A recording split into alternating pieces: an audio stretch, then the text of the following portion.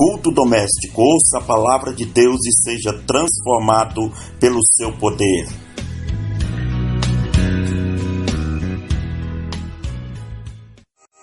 A paz do Senhor Jesus a todos amados e queridos irmãos.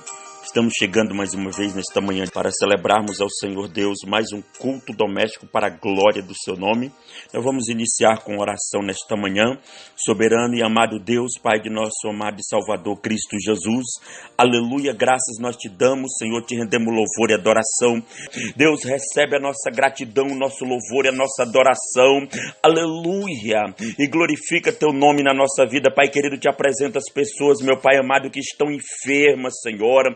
Meu Deus, no seu corpo físico, que o Senhor esteja visitando nesta manhã de hoje, Pai, e trazendo bálsamo sarador, Senhor, o bálsamo, Senhor, que sara a ferida e não deixa marca.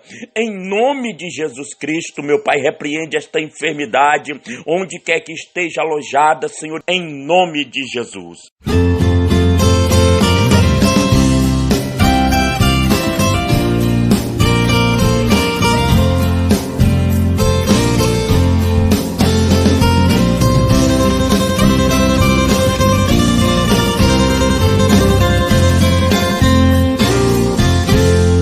Deus pode contar comigo pra falar do teu amor. Faz de mim um missionário, eu quero ser um pecador.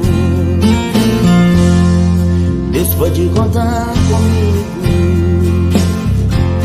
pra falar do teu amor. Faz de mim um missionário, conta comigo, Senhor. Conta comigo, Senhor. Envia-me que eu vou. Conta comigo, Senhor. Envia-me que eu vou. Deus pode contar falar do teu amor. Faz de mim um missionário, conta comigo, Senhor. Enche a minha vida de poder e unção. Quero ser um vaso pra levar a salvação. Conta comigo, Senhor. Envia-me que eu vou. Conta comigo, Senhor. Envia-me que eu vou.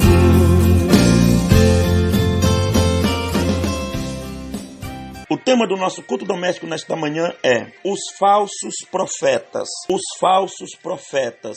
Mateus capítulo 7, versículo de número 15 diz: Acautelai-vos, porém, dos falsos profetas que vêm até vós vestidos como ovelhas, mas interiormente são lobos e devoradores. 1 João capítulo 4, versículo 1 ao 6 diz: Amados, não creais em todo espírito, mas provai se os espíritos são de Deus, porque já muitos falsos profetas se têm levantado no mundo. Nisto conhecereis o Espírito de Deus. Todo espírito que confessa que Jesus Cristo veio em carne é de Deus, e todo espírito que não confessa que Jesus Cristo veio em carne não é de Deus. Mas este é o espírito do anticristo, do qual já ouvistes que há de vir, e eis que já está no mundo.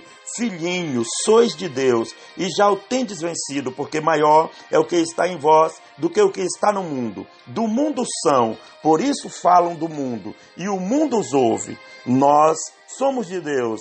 Aquele que conhece a Deus, ouve-nos. Aquele que não é de Deus, não nos ouve. Nisto conhecemos nós o Espírito da verdade e o Espírito do erro. Que Deus em Cristo Jesus abençoe o nosso coração para guardarmos a sua palavra, pois a mesma já é abençoada. Sempre houve no meio do povo de Deus impostores que falavam falsamente em nome do Senhor. Isto é, aquilo que o Eterno não falara, conduzindo o povo incauto ao erro. Este assunto é tão atual como foi no tempo dos profetas, no tempo de Jesus e no tempo dos apóstolos. Que o Senhor, por sua misericórdia, levante homens e mulheres aptos a defender a igreja contra os falsos profetas destes últimos dias. O que é profeta? Na Bíblia, o termo profeta designa aquele que é chamado por Deus para transmitir a mensagem divina ao povo. Jeremias capítulo 1, versículos 5 e 9, Ezequiel capítulo 2, versículo 1 ao 7, Deuteronômio capítulo 18 e versículo 18. Em outras palavras, os autênticos profetas são porta-vozes de Deus. O próprio Senhor os chama meus profetas. Salmo 105, versículo 15, Jeremias capítulo 7, versículo 25. Sua responsabilidade é de grande peso. Ezequiel capítulo 2, versículo 1 ao 7, capítulo 3, versículo 10 e 11. Uma vez que eles são, na verdade, homens de Deus, conforme está dito 11 vezes em 1 Reis, capítulo 4, este servo de Deus transmite a sua vontade e seus desígnios, além de desvendar o futuro segundo a inspiração do Espírito Santo. Todavia, a própria palavra de Deus nos orienta que devemos nos acautelar dos falsos profetas. Mateus, capítulo 7, versículo de número 15. O que significa profecia? A profecia, tanto no Antigo como no Novo Testamento, é propriamente declarativa e depois preditiva. A profecia preditiva revela-nos o plano divino em relação a Israel, à igreja, aos gentios e à plena chegada do reino de Deus. A maior parte das profecias, porém, é declarativa, pois é constituída de exortação, ademoestação, encorajamento, promessa, advertência, julgamento e consolo. Em um Novo Testamento, a profecia é um meio divino de orientar, exortar e edificar a igreja, conforme primeira carta de Paulo aos Coríntios, capítulo 14, versículo 3 e 4. O profeta de Deus faz os santos regozijarem-se no Senhor, mas também faz o ímpio estremecer e considerar o seu mau caminho. Atos, capítulo 24, versículo 24 e 50. Devemos discernir a profecia das Escrituras, a qual é inerrante, conforme 2 Pedro, capítulo 1, versículo 20, da profecia da igreja. Esta deve ser julgada e só então acatada.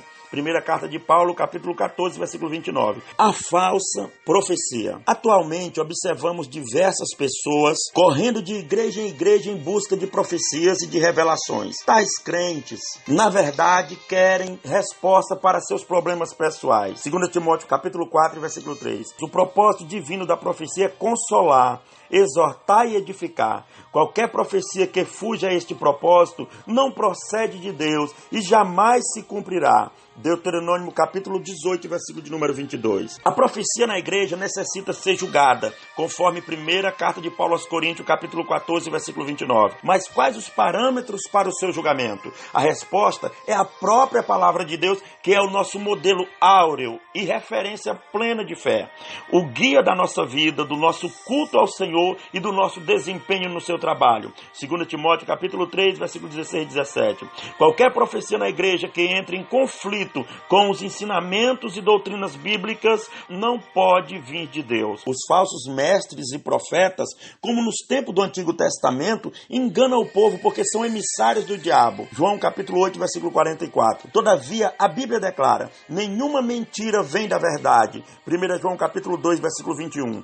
O crente fiel que sempre ora e lê a palavra de Deus compara aquilo que ouve com o que está escrito na Escritura, a fim de comprovar a veracidade das profecias enunciadas na igreja. O dom de profecia hoje não tem a mesma autoridade canônica das Escrituras, que são infalíveis. Jesus Cristo nos adverte a respeito de falsos profetas que se infiltram no meio do povo de Deus. Apesar da aparência de piedade, não passam de agentes de Satanás. Sua missão é corromper a fé dos salvos e destruir a unidade da igreja. Mateus capítulo 7, versículos 15 ao 23. Muitos deles operam sinais e prodígios. Mateus capítulo 24 e 24. Mas tudo isto fazem sob eficácia de Satanás. 2 Tessalonicenses capítulo 2, versículo 9 e 10. Como identificar um falso profeta? Como saber se existe falso profeta em nosso meio? A resposta é: conhecendo a palavra de Deus e tendo discernimento pelo Espírito Santo.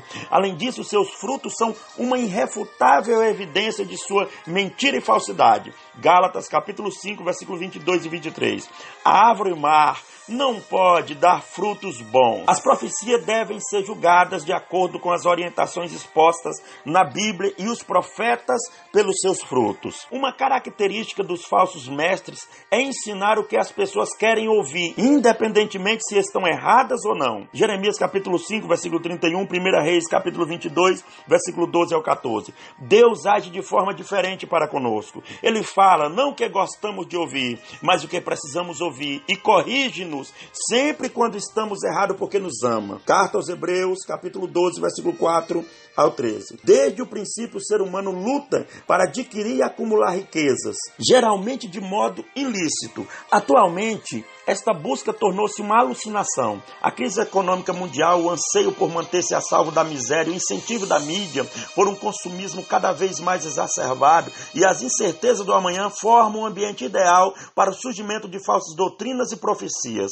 O povo não se satisfaz com o que o Senhor garante a seus filhos, mas deseja riquezas que muitas vezes são vistas como bênçãos divinas. A Bíblia adverte-nos contra essa busca insensata pelos bens e contra os que a encorajam mediante os seus ensinos. 1 Timóteo capítulo 6, versículos 6 ao 11, também os versículos 17 ao 19, Salmo 62 e versículo 10. Os versículos de número 1 ao 3 do texto que lemos são em primeiro plano uma refutação ao gnosticismo, um falso credo que negava a divindade de Cristo nos primeiros séculos da igreja. Os ensinos dos gnósticos negam o sofrimento de Jesus e o valor de seu sacrifício na cruz para expiação dos pecados e salvação dos pecadores. O sofrimento de Cristo na cruz e sua morte sequencial são dois elementos que comprovam a sua humanidade. Este mesmo Jesus ressuscitou em corpo glorioso e entrou onde estavam os discípulos reunidos à porta fechadas. Os discípulos que tocaram nele após sua ressurreição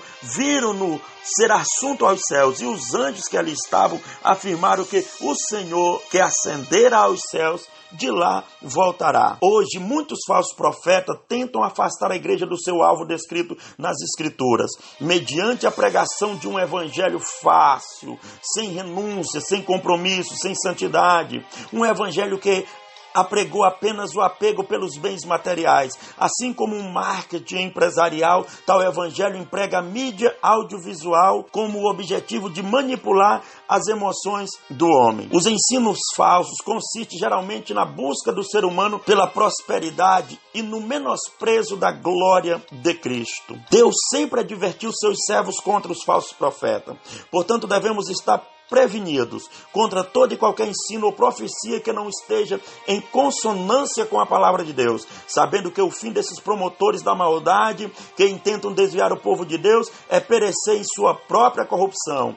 2 Pedro, capítulo 2, versículo 21 ao 22. Através de um misticismo exacerbado e antibíblico, colocam-se os falsos profetas acima da palavra de Deus, apresentam-se via de regra como portadores de uma nova revelação.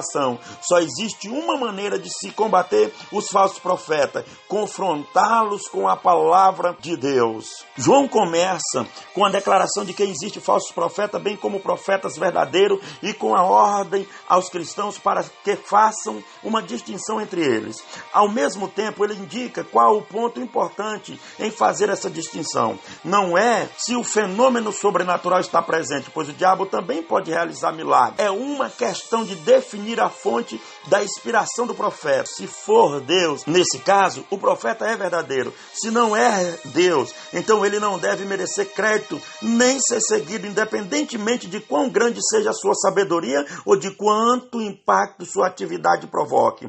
Quando João diz que muitos falsos profetas virão ao nosso mundo, não necessariamente está pensando a respeito da sua época. De fato, ele saberia que sempre houve falso profeta e que o povo de Deus sempre teve a tarefa de distinguir entre aqueles que são de Deus e aqueles que falam da parte de si mesmo ou pelo poder do diabo. A Bíblia nos declara que a intimidade do Senhor é para aqueles que o temem. Salmo 25:14. Infelizmente, observamos nos últimos dias muitos homens e mulheres se autoproclamando íntimos e detentores do segredo de Deus. Entretanto, quando atentamos para a vida deles, constatamos uma total falta de temor. Um dos termos gregos traduzido como temor é phobos. Phobos significa ter grande respeito pela majestade e santidade de Deus. Temer a Deus é ter a consciência de quem Ele é, um Deus santo e justo que não se deixa escarnecer. Em tempos de falsos profetas, é recomendável aos profetas temer a Deus antes de mais nada, uma vez que falar em nome dele é algo profundamente sério, e aos membros do corpo de Cristo é imprescindível discernimento. Talvez nosso maior problema hoje não seja a secularização da igreja, mas a falsa espiritualidade, uma vez que aquela é facilmente identificada. No entanto, essa somente por intermédio do dom de discernir os espíritos. Que o Senhor nos guarde no seu amor em todo o tempo. Pai querido, em nome de Jesus Cristo, Senhor, reconhecemos que estamos vivendo tempo em que heresias têm se propagado, meu Deus, no seio da igreja, procurado subverter a palavra, tem procurado seduzir as pessoas e levar ao engano. Deus, repreende esse espírito de mentira, de heresia, de falsidade e gera, Senhor, uma geração, meu Deus, comprometida com a palavra, uma geração que teme a Deus. Levanta um exército de homens e mulheres que pregam a palavra com temor, prega a palavra como ela é, sem distorcer. Em nome do Senhor Jesus, eu oro a Deus e por fé eu agradeço nesta manhã. Amém. A paz do Senhor. Fiquem todos com Deus.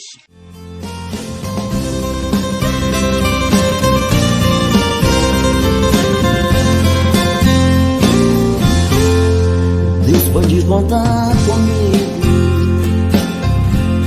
pra falar do teu amor. Faz de mim um missionário. Conta comigo, Senhor. Muitas almas estão morrendo sem te conhecer. Tá faltando missionário, falta alguém para dizer. Conta comigo, Senhor. Envia-me que eu vou. Conta comigo, Senhor. Envia-me que eu vou. Conta comigo. Conta comigo. Conta comigo, Senhor. Envia-me que eu vou. Conta comigo. Envia-me.